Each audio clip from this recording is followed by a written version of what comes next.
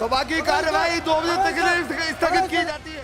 संसद की सुरक्षा में बड़ी चूक के मामले ने तमाम सवालों को खड़ा कर दिया है और विचार करने पर हर किसी को मजबूर भी कर दिया है कि आखिर ये दो शख्स कौन थे जो सदन के भीतर चल रही कार्रवाई में घुसकर नारेबाजी करते हैं। देश की सबसे सुरक्षित जगह सदन, जिसे लोकतंत्र का मंदिर भी कहा जाता है, वो आज 13 दिसंबर 2023 को असुरक्षित महसूस हुआ। लेकिन तमाम सवाल यह खड़े हो रहे हैं कि आखिर कौन हो सकता है इनके पीछे। क्या यह सोची समझी साजिश है?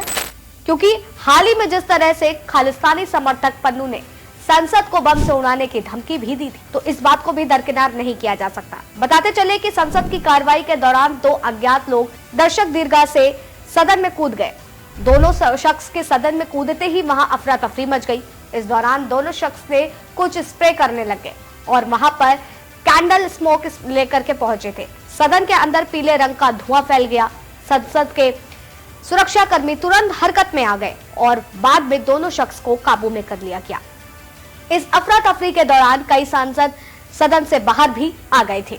इतना ही नहीं, सदन के बाहर सुबह कुछ लोगों ने हंगामा भी कर दिया था।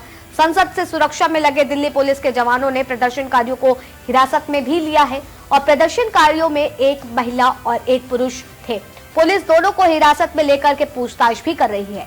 बताया जा रहा है कि हिरासत में ली गई महिला का नाम नीलम है। तो एक तरफ प्रदर्शनकारी जहां बाहर अगर देखा जाए तो जिस तरीके से प्रदर्शन कर रहे थे, तो दूसरी तरफ जिस अंदर की बात की जाए तो वहां पर उन दोनों व्यक्तियों का मिलना। वहीं खालिस्तानी आतंकी हरदीप सिंह पन्नू को 2 दिन पहले ही एक वीडियो जारी करते हुए देखा गया था। उसमें वो कह रहे थे कि मेरी हत्या करने की कोशिश की गई जो नाकाम हुई है। 13 दिसंबर को संसद भवन पर हमला करके मैं उसका जवाब भी दूंगा। दरअसल 13 दिसंबर 2001 को ही संसद भवन पर आतंकी हमला हुआ था। पन्नू ने यह धमकी अमेरिका न्याय विभाग की ओर से भारत पर लगाए गए गंभीर आरोपों के बाद दी थी।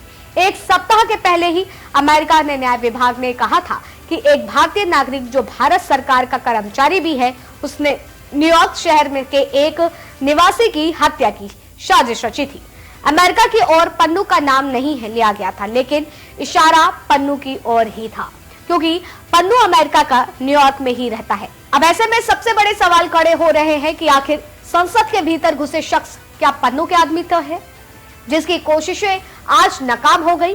क्योंकि अगर देखा जाए तो वह दोनों शख्स सदन के भीतर यह चिल्ला रहे थे कि तानाशाही अब नहीं चलेगी।